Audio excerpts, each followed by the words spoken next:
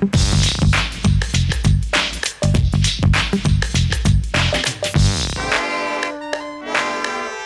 there's absolutely no point in heading for the mountains if you're a broken down, wheezing old croc, so you have to get yourself into some kind of shape for walking up those hills. And who better to tell us how to get into shape than a chartered physiotherapist, Charlie McLeod. And Charlie, you're also a bit of a Monroe bagger, I understand. It has been known, Muriel. I see, how many have you done? Oh, I'm 12 short of my total now.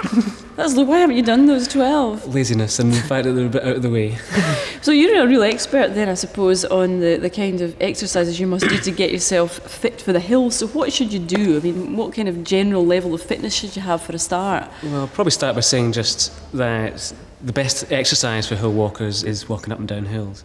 But certainly for people returning after injury, or people who really haven't done any hill walking before, maybe inspired by your antics, then certainly you need to give a lot of serious thought about how best to approach it.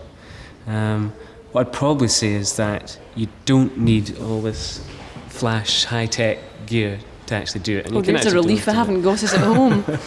So certainly what I'd probably advise doing is, especially for somebody who hasn't done very much exercise for a long time, is to just start walking. Just walking from home and just gradually increasing the distance and the time that you're actually walking for. The problems I tend to have are with my knees coming down the hill. I mean, they really are packing in. So what can I do to make them stronger? Well, as a chartered physiotherapist, I've had £1 for every hill walker who complained about pain in their knees. I could retire by now. Oh, I'm sorry to be such a cliche.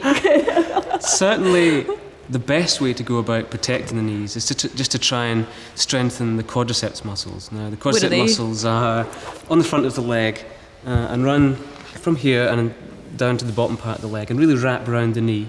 And they're important, very important, keeping the knee nice and strong and stable. And what does this do? This is stretching the hamstrings again, here? The hamstrings are the big muscles behind the leg here. Right. And again, it just stretches those muscles out. Right. And it causes pain, which is important, I think. Very important. No pain, no gain. No pain, no gain. Push away. Count to 10. 1, 2, 3, 4, 5, 6. Where's that smile gone? It's here. 7, 8. Okay, now this time we're going to make it a little bit harder. And what I want you to do is just to bring your pelvis forward. So just bring your pelvis forward. Keep your shoulders down and smile.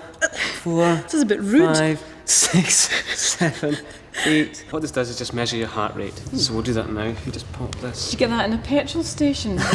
Keep going. And rest.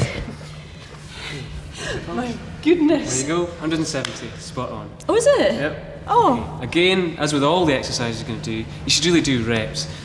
These ones about 30 seconds and do that about 3 times. So does that mean I'm fit or not? Reasonably fit. Yeah, the important thing is your pulse is actually coming down fairly quickly as well, so you pass muster. Ooh. Right. Finish off. Speed it up a little bit.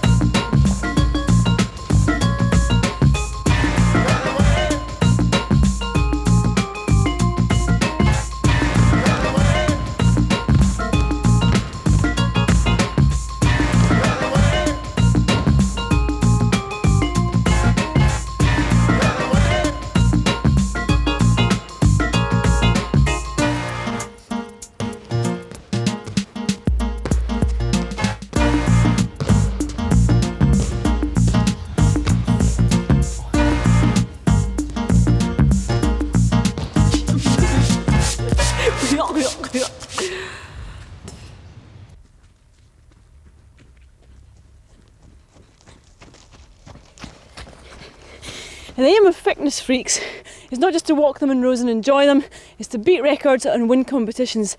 Not hard when you put your mind to it. For instance, I've just done 16 Monroes in the last 25 minutes. Aye, that'll be right.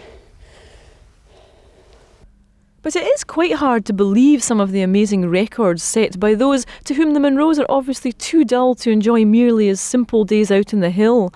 But the big question is not how did they manage it, but why did they bother? Well, it seems it's not enough for these people just to climb up the Munro and enjoy the mountain, the exhilaration, the fresh air and the view. They have to make up these novelty things to make it more difficult and dangerous. And since this is the last in the present series of the Munro Show, we're going to set you the Great Munro Show Challenge. Ross. Yes, from now on you have to juggle your way to the top of all 277 summits, otherwise you're not a mountaineer, and dropping a ball means the peak doesn't count.